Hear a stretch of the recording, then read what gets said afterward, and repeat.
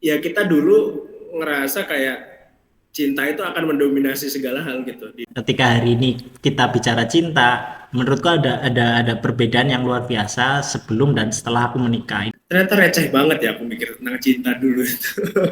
Rasa kamu masuk SD tapi belum bisa baca tulis. Cinta itu akan ugal-ugalan kalau kita itu nggak punya tujuan yang sama kayak gitu. Anda sekarang menjadi orang yang bertanggung jawab atas segala sesuatu yang terjadi di keluarga Anda. Ternyata memang waktu berasa cepat ya. Kita masih bareng-bareng dulu SD, terus SMP, aku ngeliatin kamu gambar dan lain sebagainya. Sampai sekarang ternyata kita udah ya Padahal 28 faktanya tahun. itu kita itu nggak pernah sekolah bareng. Betul. Tapi tetap Dan bareng-bareng. jangankan sekelas, saya kan kakak kelas Anda. Iya. Makanya. Ya, tapi gaulnya sama yang lebih gede emang aku ini. Ya kalau aku memang pengen terlihat muda aja sih, jadi gaulnya sama anak-anak muda, lebih muda gitu. Ya, ternyata waktu tuh merasa cepet banget gitu. Oh iya, Ternyata pantesan. udah punya anak dua. Itu aku ngerasanya template ketika kita SD, SMP, SMA itu kayak cuman sekolah pulang dan itu kayak lama banget ya, 6 tahun, 6 tahun lagi, 3 tahun SMP, 3 tahun SMA gitu kan, 12 Ya, tahun ya. Itu kayak lama banget, tapi giliran SMA itu selesai ya, itu masuk ke jenjang yang semua waktu jadi lebih cepat. Tiba-tiba kamu jadi pengangguran, tiba-tiba tiba-tiba kita ngampus, tiba-tiba kita kerja, tiba-tiba kita udah nikah. Nikah aja itu tempo yang sangat cepat banget karena tiba-tiba kita punya anak. Itu betul. kalau kita ketemu temen, tiba-tiba anak teman kita udah 5 tahun, anak kita juga udah 5 tahun, teman-teman sama-sama herannya, loh anakmu udah TK aja, ini besok kita ketemuan, itu Ya, anakmu kuliah di mana? Maksudnya secepat itu gitu. Beda banget ketika kita SD, SMP, SMA tadi yang rasanya kayak eh, waktu kita muter di kita sekolah, pulang, ya gitu doang gitu. ya. Mungkin pengaruh ini ya, pengaruh karena masa-masa SD, SMP, SMA itu kan masa-masa ya kalau bisa aku bilang sekarang masa main-main lah. Jadi lebih banyak happy-nya gitu yang mendominasi akhirnya jadi kita menikmati. Nah, mulai fase tadi tuh kuliah, menikah dan lain-lain kerja itu sudah berada di fase serius. Akhirnya itu karena kita mungkin sudah tidak bisa selepas dulu gitu ya. Terus akhirnya jadi kerasa cepet gitu semuanya gitu.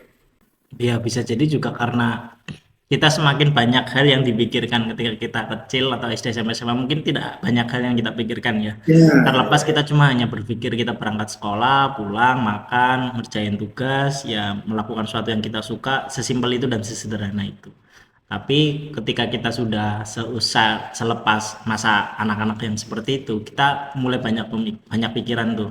Yang jomblo berpikir kapan kita nikah, kapan kita punya anak. Habis itu ketika kita belum kerja kita berpikir kapan kita kerja, kapan kita punya kerja, hmm, kapan gaji kita naik gitu kan ya. betul. Ini gajinya nggak naik tapi yang lain pada tagihannya jadi naik gitu kan. Tapi kerjaannya nambah. Kerjaannya nambah. Kalaupun gajinya naik, itu inflasinya lebih naik, dolarnya Ya, lebih naik, rupiah kita turun, kan berat itu. ya, ya, ya. Nah, bicara soal tadi tuh, kamu kan udah nyinggung kalau jomblo tuh pengen nikah gitu. Nah, di bayanganmu tuh gimana sih dulu tuh memandang pernikahan itu dan bayanganmu tentang setelah menikah itu kayak gimana gitu? Iya, ini ya kalau kalau dulu saat kita jomblo, mungkin hampir kebanyakan orang punya pemikiran yang sama ya. Ketika kita menikah, kita akan menjadi orang yang bahagia, bahagia banget itu ya. Itu yang pertama mungkin akan menjadi orang yang sangat bahagia karena apa-apa itu seperti apa ya, seperti ready aja kayak misalkan tiba-tiba ketika kita mau makan udah ada, kita pagi mau bangun tidur udah ada yang bangunin, udah ada yang nyiapin kopi, terus ya banyak hal yang secara idealnya kita melihat potret hari ini baik itu di keluarga kita atau keluarga teman kita atau di masyarakat kita tuh rasan-rasan potret seorang suami yang memiliki istri itu bagian dari hidupnya itu terpenuhi dengan bahagia. Salah satunya ya tadi, kamu pagi hari sudah tersapa dengan senyumnya yang indah, malam harimu ditutup dengan senyumnya yang indah. Itu Masya Allah banget sih. Itu gambaran aku ketika aku jomblo merasa kalau menikah itu akan membuat aku lebih bahagia, lebih bisa menikmati hidup. Bahkan aku akan merasa dunia itu milikku gitu, yang lain numpang. Oh my God. Cuma yang nggak bayar Kayak pajak kontrak aja. ya. Ya, kalau kamu gimana, bro? Iya ya, sama sih. Aku kayak ngerasa nanti setelah menikah itu ya kebahagiaan itu luar biasa, dalam artian ya kita mendapatkan seseorang yang kita pengen gitu kan, kita sayang dan kita bisa hidup bersama selamanya gitu kan. Ya itu kan sebuah angan-angan yang sangat indah kayak gitu. Dan ya kita dulu ngerasa kayak cinta itu akan mendominasi segala hal gitu di dalam hubungan itu kayak gitu. Dan cinta itu akan mewarnai setiap detik gitu di dalam hidup kita, dan sehingga bakal indah terus kayak gitu. Yang kebayang gitu. Ya bahkan ini perkara tontonan juga ya. Kalau dalam sebuah tontonan, dalam sebuah buku cerita yang kita baca, ketika sang pangeran dan putri menikah bahagia, maka ceritanya selesai. Bahagia selamanya gitu Nah, kan. itu cerita yang menjadi sebuah potret dan mindset kita semua makhluk bumi. Ketika merasa kita sudah menikah, kita seakan pangeran dan ratu, pangeran dengan putri yang memiliki cerita berakhir dengan bahagia. Namun nyatanya dan realitanya kita kayak baru memulai semuanya. Ya ya ya. Ya, ya itu ternyata setelah kita menikah, apalagi sudah berjalan 6 tahun ya kamu ya, Bu ya? Ya ya, aku 6 enam tahun tahun ya. nikah. Aku 5 Ya, tahun. aku udah SD. Ya, mau masuk SMP ya. Ya mau SMP. Ya, ini kita jadi ngerasa ternyata nggak cuman cinta loh yang mendominasi kehidupan berkeluarga kayak gitu. Dan itu yang menarik kayak gitu. Dan Iya. cukup bikin ini juga ya, kaget ya.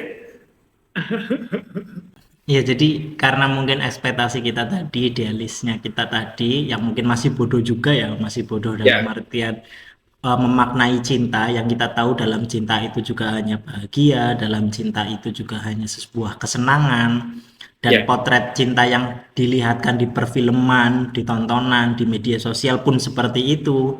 Maka yang kita maknakan dengan sebuah cinta, jatuhnya kayak gitu. Ya Betul. kan? Nah, dan ketika hari ini kita bicara cinta, menurutku ada perbedaan yang luar biasa sebelum dan setelah aku menikah. Ini cerita aja sih. Kalau misal sebelum menikah, aku merasa menjadi cowok yang tergolong romantis kayaknya, karena aku punya banyak fans cewek. Tapi banyak Oke. dibenci cewek juga sih. Tapi intinya, aku dari SD aja itu sudah bikinin surat cinta untuk temanku Wah, yang mau nembak cewek. Udah saya. gimana? Ini bertahun-tahun kita kenal, aku baru tahu loh ini. Ya ini fakta yang saya sembunyikan. Aku Tapi SD lucu sampai sekali ya. SMA itu masih sempat bikin surat cinta atau membuat ide romantis untuk ini, untuk teman. Intinya Hmm. aku dibayar aja sih, maksudku itu jadi salah satu ladang penghasilan aja. Tapi aku tidak pernah menggunakan itu untuk aku nembak cewek, masalahnya di situ karena aku merasa nggak pede dengan diriku. Tapi Oke. kalau masalah hubungan tanpa status, misal aku suka dengan seseorang, itu mungkin ada rasa, ya itu biasa sih. Cuman kalau sampai ke eksekusi bersama kayak hari ini yang bisa dalam tanda kutip disebut pacaran itu aku enggak. Cuman aku dari SD udah menggunakan udah dimaknai sama teman-teman untuk tolong buatin aku surat cinta dong, nembak dia dan sebagainya gitu. Itu Hmm. aku pernah SMP itu masih inget banget ya bro, karena bayarannya lumayan buat sangu sekolah, karena aku kan jarang sangu sekolah tuh.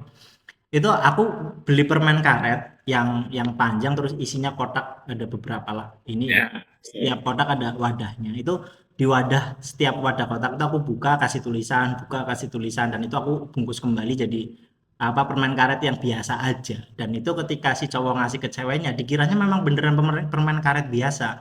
Ketika dia Hmm. buka, dia heran dan kaget, ternyata di situ ada pesan-pesan yang bikin kita saling semakin cinta gitu. Tapi Bentar, poinnya bentar. Itu habis itu sakit perut nggak itu? Kan udah nggak higienis itu. Otomatis lapisannya sakit dua kali. bro permen karet itu. Ada yang Hah? lapisan plastik putih, ada Oh yang iya, iya, lapisan iya, iya, iya. kertas. Lah yang lapisan Oke, kertas oke, itu yang oke. aku tulis. Oh iya, oke, oke, Karena oke. berhubung aku termasuk anak yang pinter gambar kan aku ada desain-desainnya gitulah. Ya, ya, Nah, ya. di satu poin itu aku merasa aku bisa romantis tuh. Aku bisa menuliskan sesuatu yang sifatnya main perasaan. Tapi ketika aku menikah, aku nggak tahu kenapa kemampuanku tentang hal itu tuh kayak menurun gitu loh. Kayak kayak aku kayak semakin tidak bisa menuliskan sesuatu tentang cinta gitu. Dan dari sini aku Hmm, belajar ternyata cara aku memaknai cinta di saat dulu sebelum aku menikah dengan banyak hal tadi aku bisa menyampaikan sesuatu tentang cinta itu sifatnya membayangkan.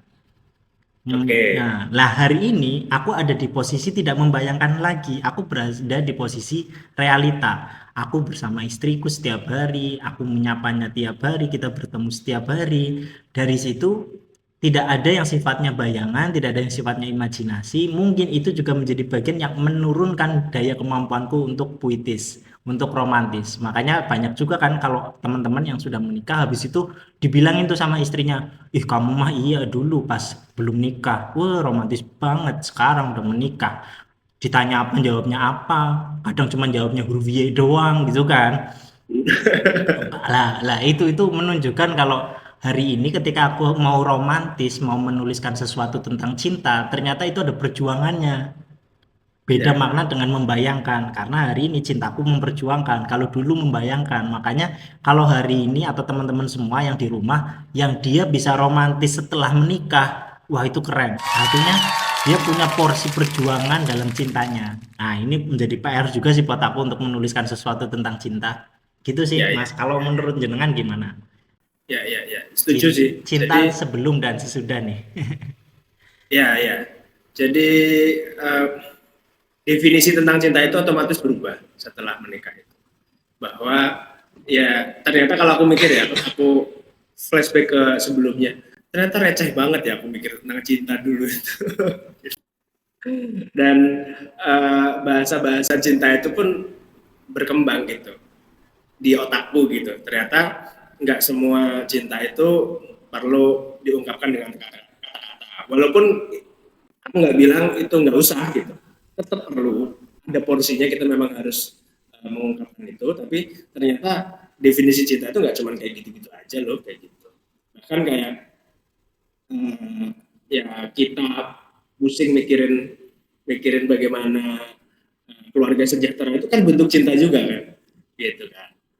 Nah itu, dan yang tadi aku bilang juga, ternyata aku sadar bahwa ada yang lebih lebih penting nih dari cinta kayak gitu. Dalam artian cinta memang penting nih, tapi ada faktor lain yang bikin eh, keluarga itu jadi ada efeknya kayak gitu. Nah, kalau menurutku ya itu tujuan yang sama kayak gitu. Jadi cinta itu akan ugal-ugalan kalau kita itu nggak punya tujuan yang sama kayak gitu. Maksudnya nggak jelas gitu, dia akan kemana kayak gitu. Tapi dengan tujuan yang sama, pada akhirnya kalaupun dikatakan cinta itu menurun kayak gitu ya, tapi tujuan itu tetap sama kayak gitu. Jadi itu yang bikin lebih kuat kayak gitu keluarga itu, kalau itu yang sekarang aku rasain ya gitu. Iya, iya. Jadi perkara cinta ini ada hal yang remeh-remeh ya. Contoh misal sebelum kita menikah, itu ketika ada seorang yang kita suka terus dia manggil kita, manggil nama aja itu kayak bahagia banget. Apalagi ketika nanti kita semakin deket, sering dipanggil, itu seneng banget. Habis itu Ya. setelah dipanggil, sering dipanggil, punya panggilan khusus. Belum sampai ke kata sayang nih, baru Ya, ya, sampai ke ya. beb atau uh, punya nama yang tidak seperti nama teman-teman yang lain atau nama panggilan yang cuma dia yang bisa manggil. Wah, itu semakin wah, itu serasa serasa kayak dunia wah udah kayak nada getar HP Bang. Gitu. Tapi setelah menikah mau dipanggil apapun, dipanggil berulang kali seberapa banyak pun, wah itu tiba-tiba kita jadi pendengarannya menurun aja itu jadi agak budek aja gitu. Itu perlu dicek di rumah sakit itu kita cek pendengaran kita itu Hati-hati. insya Allah masih normal. Tapi di sini adalah sebuah hal yang ternyata luar biasa, itu simple banget. Maksudku perkara sering manggil dan perkara memanggil dengan nama tertentu. Belum sampai ke kata sayang, apalagi kalau udah sampai kata sayang itu udah kamu terbang ke langit ketujuh, itu Isra Miraj kamu, gitu kan. Nah, itu masya Allah banget, maksudku wow. Dan setelah menikah kita hari ini merasakannya kan, 6 tahun kamu dipanggil nggak jawab itu sering bro. 6 tahun kita dipanggil baik dengan nama, kayaknya sih jarang sih kalau kalau istriku atau biasanya teman-teman kalau udah nikah tuh manggil dengan nama itu kayaknya agak jarang ya, paling dengan sebutan ayah, abi, umi, abdul umi, ayah bunda ataupun sayang kayak gitu dan sebagainya, itu menjadi hal yang biasa aja. Nah justru di sini ada cinta yang tadi yang nilainya itu diperjuangkan. Ya kan, jadi ketika masalah panggilan aja ternyata itu kan masalah simpel ya maksudku. Tapi Ya. kita punya PR besar di situ. Kenapa? Karena hari ini ketika teman-teman nih di rumah ataupun dimanapun sudah punya pasangan dan tidak memiliki panggilan istimewa atau kata sayang atau apapun itu bisa jadi problem masalah ke depan. Serius, ini cuma masalah panggilan aja ini. Jadi saya sarankan nih buat teman-teman semua nih, kalian harus punya nama kesayangan untuk orang tersayang. Ya, ya, ya, betul, betul. Setuju. Kita kan udah cerita banyak bahwa ternyata apa yang kita ekspektasikan dulu kayak gitu, ternyata beda gitu ya.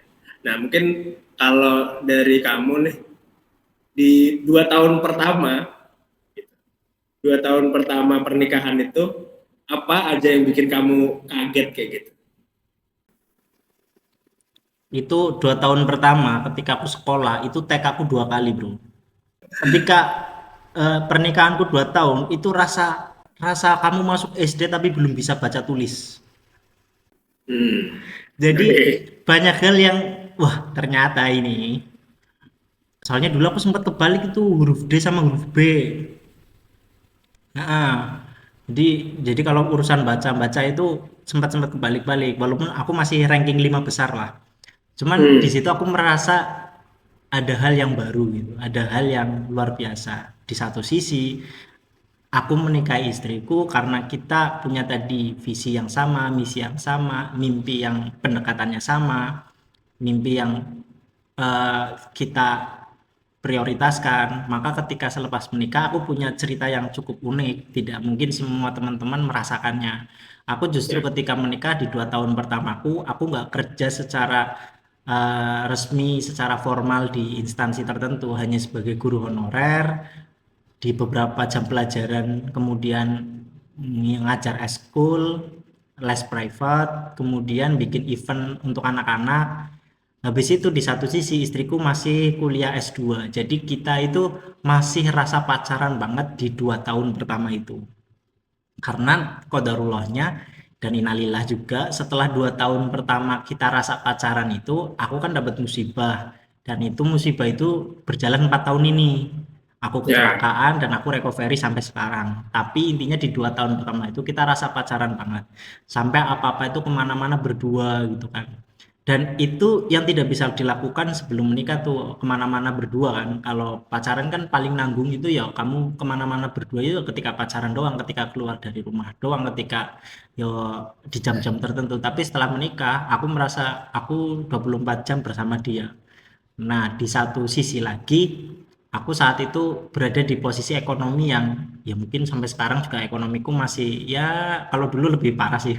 Tapi intinya di situ aku sampai kalau kesulitan makan itu gimana, kalau doa sampai sedih-sedih itu gimana, terus ya banyak hal yang mungkin sulit diceritakan karena itu momentum-momentum kesulitan yang berat, tapi berimbang dengan apa istilahnya ketenangan dengan hati yang lebih tenang. Jadi agak-agak berimbang gitu antara masalah yang semakin berat tapi dengan hati yang agak tenang. Mungkin 2 tahun pertamaku kurang lebihnya sih kayak gitu. Kalau kalau jenengan gimana? 2 tahunnya gimana, Mas? ya. Kalau aku kan sebenarnya sama istri udah kenal dari lama ya, dari SMP, satu SMP, di SMA satu SMA, satu organisasi, di kampus juga satu satu kampus, beda fakultas tapi satu organisasi juga karena punya ketertarikan dan interest di organisasi yang sama. Nah, 2 tahun itu membuat aku ngerasa bahwa oh ternyata banyak yang aku masih belum kenal dari dia. Ya kita termasuk kenal dekat karena dari lama kan, terus sering berinteraksi juga. Tapi tetap aja gitu. Ternyata banyak sisi-sisi yang aku nggak tahu nih, gitu. Baru tahu setelah menikah, gitu. Entah itu yang baik, entah itu yang kurang baik, gitu. Ya itu ditemui kayak gitu di 2 tahun pertama. Tapi terlepas dari itu semua, ada satu hal yang aku juga ngerasa luar biasa banget gitu, dan aku nggak menyangka bahwa sebegitu besarnya gitu perasaan yang aku rasakan, yaitu ketenangan tadi yang kamu juga bilang. Ketenangan itu yang wah ternyata setenang ini gitu, setenang ini pacaran setelah menikah kayak gitu. Karena apa ya? Karena kita on track kan, berada di jalur yang benar kayak gitu. Kita menikah atas persetujuan semua pihak, terus juga tanggung jawabnya jelas. Pihak mantan setuju tidak?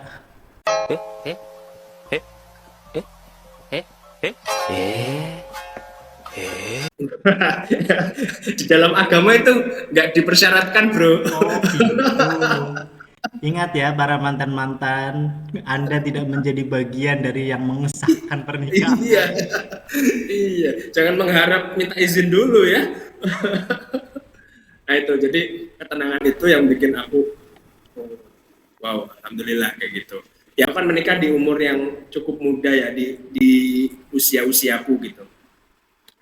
Ya banyak yang teman-temanku juga masih belum menikah sampai saat ini. Semoga diberikan jodoh di waktu yang tepat lah ya. Tapi aku terbilang muda tuh, dan aku bersyukur gitu. Aku bersyukur mengambil keputusan besar itu.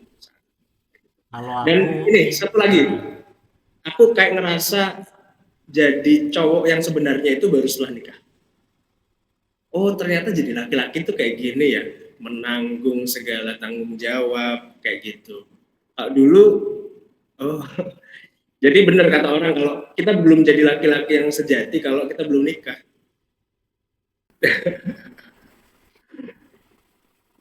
Kalau aku dulu sudah punya target nikah 25 gitu kan, karena sempat tahu kalau Rasul menikah di usia itu.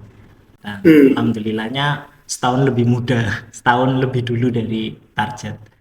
Dan perkara ketenangan itu memang masya Allah banget ya, setelah kita menikah itu ada keseimbangan di situ. Nah makanya ini resiko bagi teman-teman yang dalam tanda kutip masih punya hubungan spesial, nggak harus pacaran ya, punya hubungan spesial aja, itu nanti ada problem ketika kalian sudah mulai membuat ketenangan yang harusnya tadi diterima dengan berimbang dengan masalah yang semakin besar, kalian justru masalahnya masih kecil tapi kalian sudah membuat ketenangan kalian yang lebih tinggi. Nah ini resikonya kalau nanti masalah kalian membesar, ketenangan kalian akan kurang stabil untuk menghadapi masalah yang lebih besar.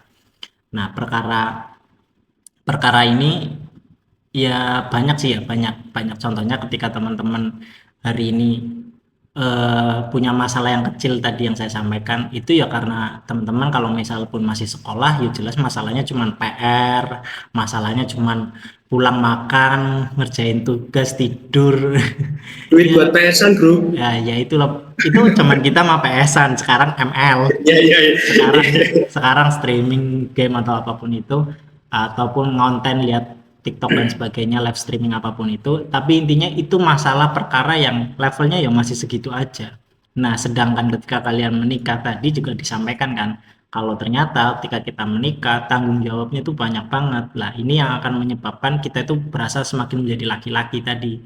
Tapi dengan masalahnya yang banyak banget ini, yang terlepas nggak cuma masalah makan, minum, ngerjain PR, tapi banyak hal yang sifatnya Anda sekarang menjadi orang yang bertanggung jawab atas segala sesuatu yang terjadi di keluarga Anda, itu kan wow banget gitu ya. Bahkan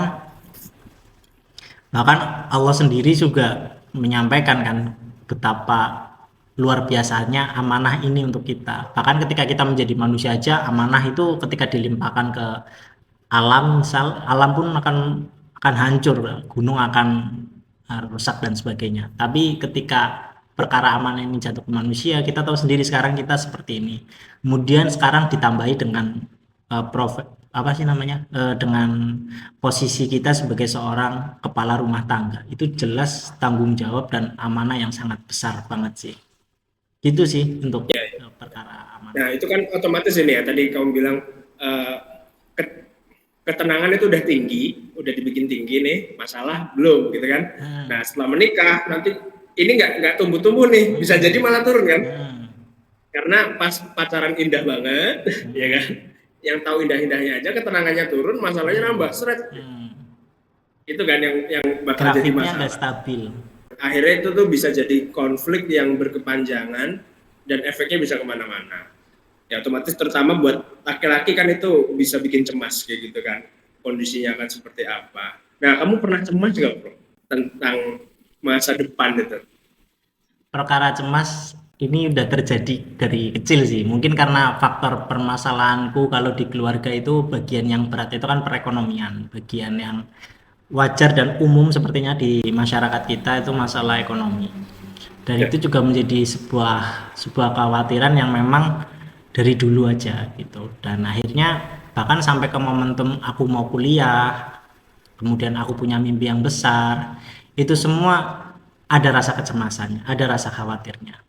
Tapi ya alhamdulillahnya walaupun saya ya ada menyesalnya karena saya dulu kan lahir dari sebuah tontonan yang jadi tuntunan. Di hari Ahad pagi itu masih ada Digimon, Dragon Ball, dan teman-temannya yang lain. Kalau sekarang kan dangdutan ya, nggak tahu tapi sekarang apa. Tapi intinya dulu tontonanku itu karakter shonen yang rata-rata MC-nya itu punya mimpi besar dan dia lantang sekali menyampaikan mimpi itu dengan fokus dengan tujuan itu. Contoh Naruto jadi Hokage, Luffy jadi Raja Bajak Laut, dan itu membuat aku ingin menjadi seorang tukang gambar. Kalau dulu tuh nggak ada desainer, nggak ada komikus. Kalau dulu tuh bahasanya apa namanya, pelukis. Aku pengen jadi pelukis terkenal di dunia nomor satu gitu kan, kayak Luffy tadi, kayak Naruto. Cuman nyatanya seiring berjalannya waktu, alhamdulillahnya realita untuk sampai ke sana nggak langsung berproses, tapi aku tetap mempertahankan mimpi itu sampai di satu titik aku merasa itu menjadi karakterku untuk husnuzon, untuk berprasangka baik, untuk optimis, mengimbangi kecemasanku tadi.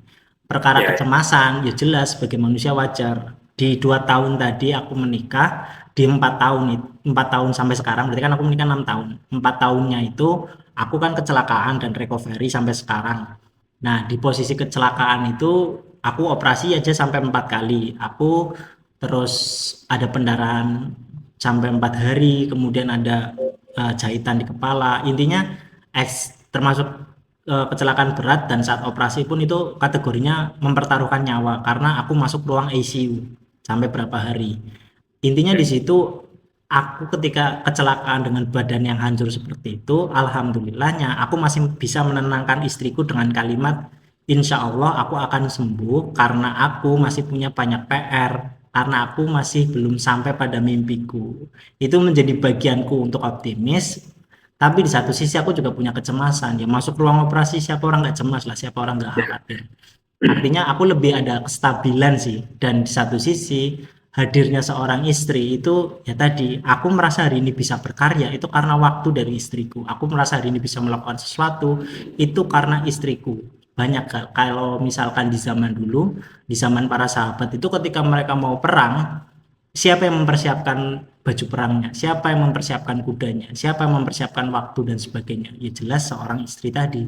Makanya pahala kita sebagai seorang suami, sebagai seorang bapak, ayah, itu menjadi pahalanya istri. Cuma yang jadi berat adalah dosanya istri jadi dosa kita. Ini sebuah perkara yang membuat amanah kita menjadi seorang suami berat tadi. Dan kalau urusan cemas itu mungkin jatuhnya ke karakterku yang agak stabil aja sih. Tapi umumnya ya cemas. Tapi betul. Nah, kita tuh jadi dituntut gitu ya, laki-laki itu dituntut untuk menenangkan keluarga kita. Walaupun belum tentu kita senang itu gitu. Ya kan? Aku jadi inget satu nih. Jadi itu tuh sampai ada penelitiannya loh, asik banget.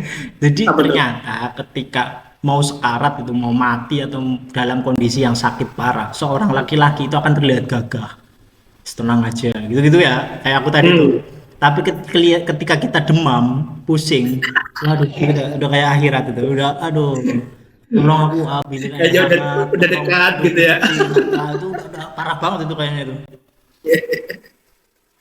Ya, ya, ya, ya, ya.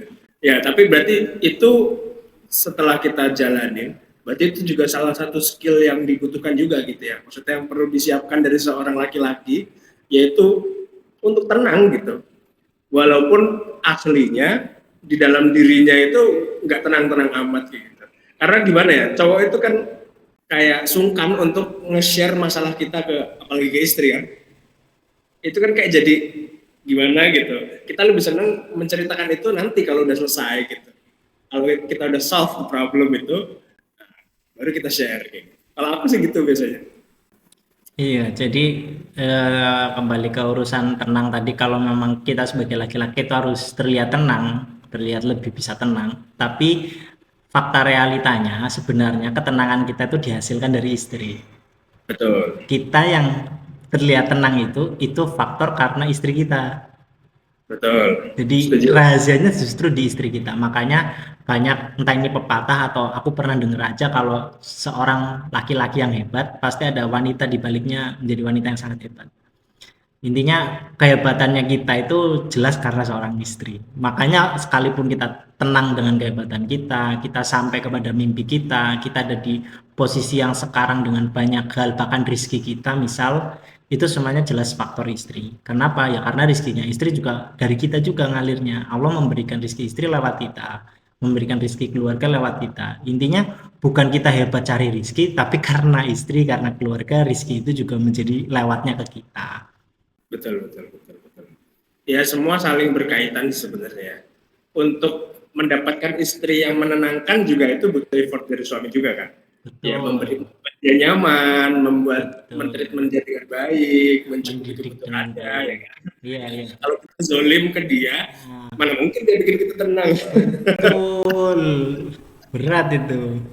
Jadi Ya jadi jadi ya perkara apa perkara sih? tenang ini sebenarnya perkara yang banyak hal yang bisa kita bahas ya di perkara tenang ini, karena Ya, ternyata kalau kita, ya ini resikonya kalau bisa memang jangan sih, jangan menuntut kepada istri untuk membuat kita tenang, karena sejatinya ketika betul, dia akan memberikan sebuah ketenangan itu karena kita sudah memberikan sesuatu juga.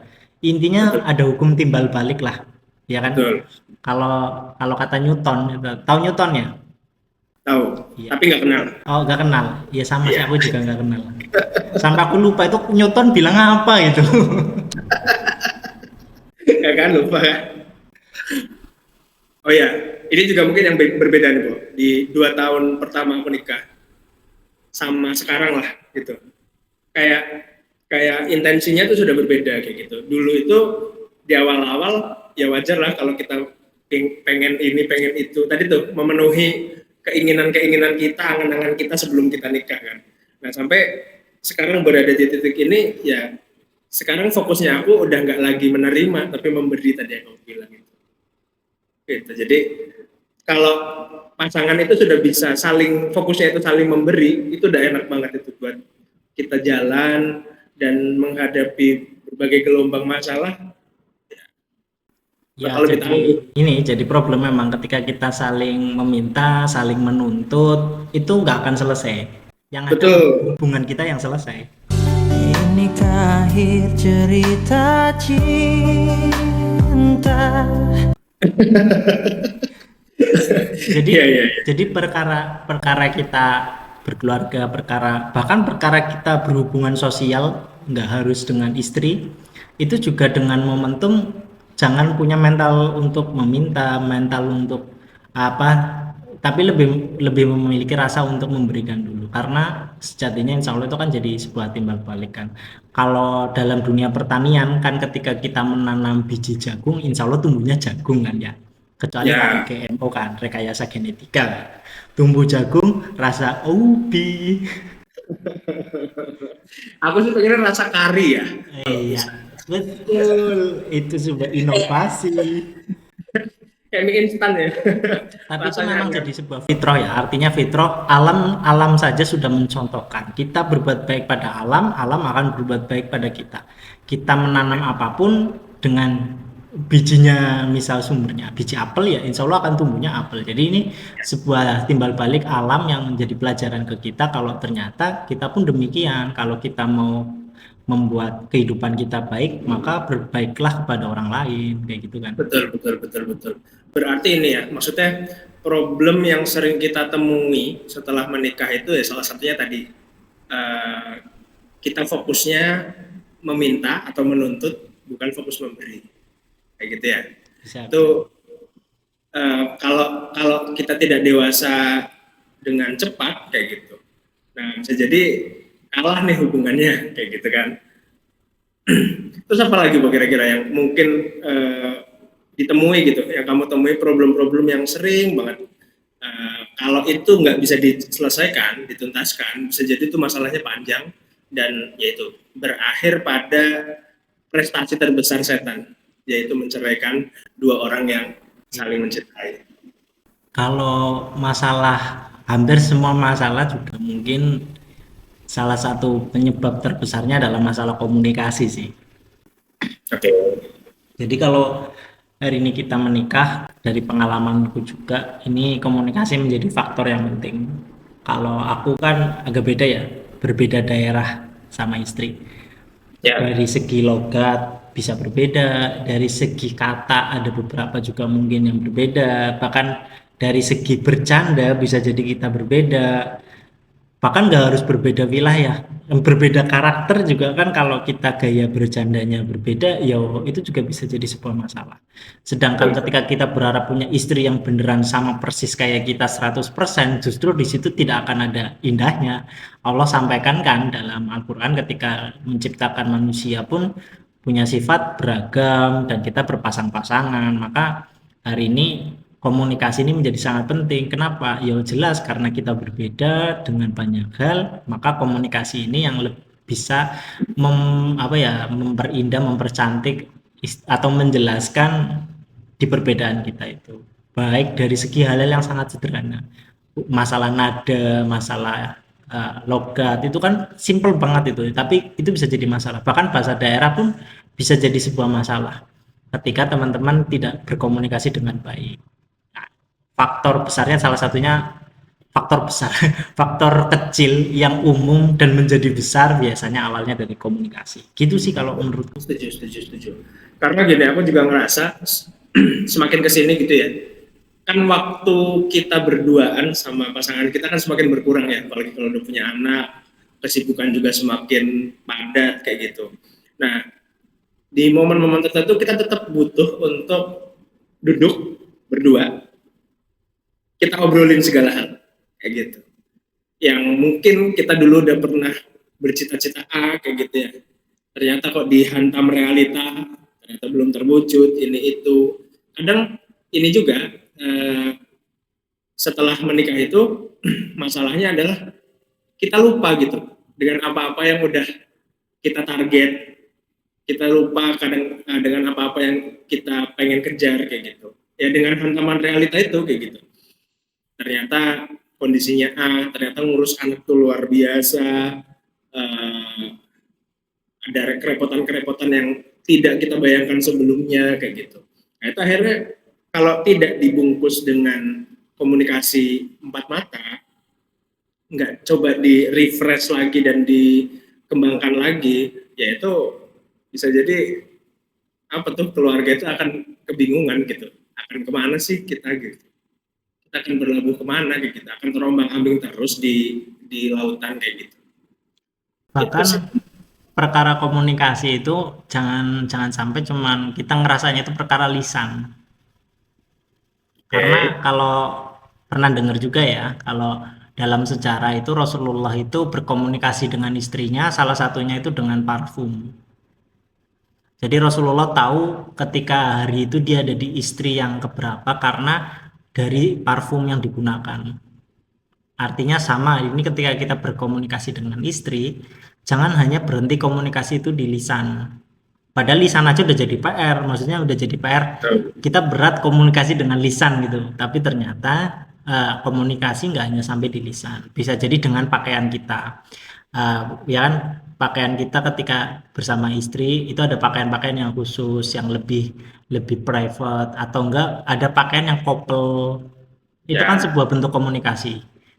Jadi hari ini yang teman-teman misal ada yang sudah punya hubungan spesial dengan seseorang yang belum halal misal, ataupun pacaran atau apapun itu, sudah menggunakan baju couple-couple gitu, maka yang udah nikah itu jangan mau kalah gitu loh. Ya. Itu kan ada gambar samping sini gitu, pacarku nih gitu. Samping sini, wah ini juga pacarku gitu. Resikonya kalau mereka ternyata bergantian tempat. Pacarnya pacar siapa? Wah, ribut. Dari komunikasi baju aja bisa ribut. Nah, itu kan jadi inti poinnya banyak hal yang bisa dikategorikan sebuah komunikasi, termasuk menggunakan baju, menggunakan parfum, atau di rumah pun misal ketika ada, apalagi kalau kalau ini ada psikologinya juga ya, kalau perempuan ketika tidak mau menggunakan lisannya untuk menyampaikan sesuatu, ada kode-kode tertentu, kode alam gitu, tiba-tiba sapu jatuh gitu kan, tiba-tiba meja rusak gitu, piring berterbangan, nah itu adalah komunikasi yang sampai sampai ada istilah gini, kalau Anda menikah dengan sesama orang yang nyunah, itu paling minimal keluarga Anda debatnya dalil. Tapi kalau tidak, wah Anda debatnya piring terbang gitu kan. Itu UFO banyak di rumah. Iya. Inti poinnya memang komunikasi itu banyak. Bahkan termasuk perkara tadi, Mas tolong kamar disapu. Wah itu kan satu kali komunikasi tidak selesai, berujung dengan komunikasi fisik. Langsung pakai sapu, langsung dilempar, nah, langsung nyapu rumah sendiri dengan cepatnya, dengan ekstrimnya lah. Itu intinya memang banyak sekali hal yang berkaitan komunikasi ini, walaupun kecil-kecil, tapi ini adalah hal yang akan mengawali kebaikan ataupun sebaliknya. Gitu sih ini perkara komunikasi. Sama satu lagi, komunikasi yang lain juga adalah mendengarkan. Gitu. Jadi komunikasi itu kan kalau kita mikir lebih identik ke kita ngomong saling ngomong gitu kan. Tapi ada komunikasi yang lebih luar biasa lagi adalah saling mendengar kayak gitu. Jangan cuma kita maunya ngomong aja, tapi ya itu kita harus bisa lebih mendengarkan apa keluh kesah pasangan, apa keluh kesahnya yang sedang dirasakan kayak gitu. Dan itu butuh effort, maksudnya butuh kemauan loh untuk kita menggali masalah sebenarnya apa sih gitu. Karena kan apa ya, kalau kita ada masalah nggak selalu yang kita sampaikan itu intinya kan. Ya kadang ya masih ditutup-tutupin dan lain sebagainya kayak gitu. Nah, itu juga salah satu kemampuan yang dibutuhkan juga gitu. Yaitu untuk bisa menggali dan mendengarkan permasalahan sehingga nanti obatnya juga sesuai kayak gitu. Oke. Bagus ini. Ini perkara mendengarkan ya. Itu adalah perkara yang paling berat untuk seorang laki-laki.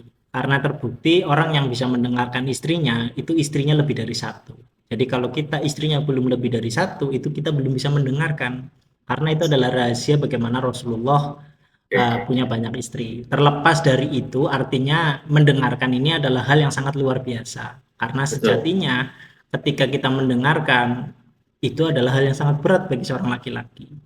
Gombalnya cowok sebelum menikah, wah sok-sokan dengerin curhat, sok-sokan mendengarkan, menjadi pendengar yang baik, itu sampai cewek-cewek tuh, ya aku suka tuh sama dia tuh, kenapa? Ya, dia tuh mau dengerin aku, mau aku curhat, aku bisa nyampein banyak hal padanya. Ya itu kan karena kamu sebelum menikah aja, kalau udah nikah itu enggak bro. Kalaupun berhasil, kalaupun iya, berarti istrinya lebih dari satu. Karena yakinlah kalau cowok yang bisa mendengarkan seperti itu, cewek yang curhat banyak. Tapi terlepas dari itu, mendengarkan memang perkara yang kenapa ya kalau setelah menikah kita jadi budek aja. Itu kalau ke rumah sakit, kalau dicek insya Allah telinga kita normal.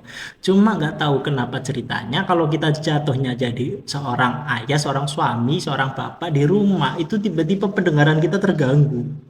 Itu setan-setan pada nyumpelin itu kayaknya. Soalnya apa? Perkara kayak misal disuruh aja, tolong ini, tolong itu kita antara mendengarkan dan tidak itu kayak gangguan pendengaran banget itu sampai istri harus mengulang permintaannya berkali-kali, bahkan manggil juga harus berkali-kali. Dulu kalian sebagai cowok sebelum dipanggil aja udah datang, apalagi kalau tahu rumahnya sepi gitu kan. Nah sekarang kita jangankan untuk sebelum dipanggil, kita berharap untuk tidak dipanggil kan di rumah kalau udah jadi suami. Tapi nyatanya tuh kita kok kayak selalu apa istilahnya dipanggil berkali-kali sampai berkali-kali, itu sudah menunjukkan kalau kita memang bukan pendengar yang baik. Makanya mendengarkan istri itu sebagai bagian dari perjuangan yang luar biasa dengan bumbunya cinta. Jadi ini adalah PR besar untuk kita semua laki-laki kalau kita bisa mendengarkan. Dan ini adalah hal yang sangat sulit sekali mendengarkan itu. Karena apa? Kadang ya kalau mendengarkan itu telinga itu nggak kemana-mana, itu asli. Itu telinga tetap di situ. Itu istri kita di samping. Yang itu kita kan denger ya. Ya kan dia tinggal ngomong aja gitu loh. Tapi kalau kita belum nengok terus jawab iya sayang, itu kamu belum mendengarkan ya. Jadi kunci dari mendengarkan adalah ya tadi itu, maksudku mendengarkan di sini adalah kamu memberikan sebuah perhatian, nggak cuman telingamu dipasang, karena kalau telingamu dipasang itu sudah memang terjadi dari fitrahnya sebagai seorang manusia. Salah satu organ dari tubuh manusia yang tidak berhenti istirahat adalah telinga. Makanya Al-Quran juga secara audio diturunkan sebagai sebuah mukjizat. Ya, Tapi nyatanya mendengarkan bagi seorang istri itu lebih dari itu. Ada perhatian di sana, ada apa? Ada perasaan yang kamu bawa dari segi mendengarkan itu. Dari ceritanya, kamu mendengarkan bukan dengan telinga aja, tapi dengan matamu. Kamu mendengarkan dengan segala hal yang ada di dirimu. Itu gunakanlah untuk mendengarkan istrimu. Gitu loh, bro. oke, sip. Makasih banyak sharing-sharingnya. Ya, Kita lanjut lagi next time.